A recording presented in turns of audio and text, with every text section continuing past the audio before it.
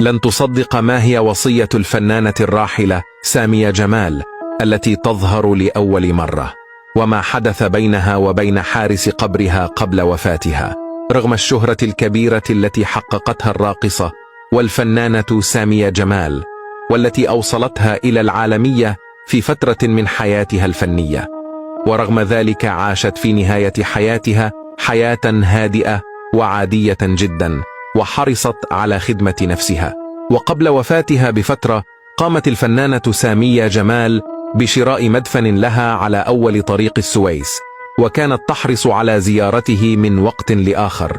وفي إحدى المرات التي تزور فيها مدفنها وجدت حارس المدفن قد قام بكتابة مدفن الفنانة سامية جمال، وكانت وصية الراحلة سامية جمال غريبة بعض الشيء، وخصوصا المقربين منها عند وفاتها.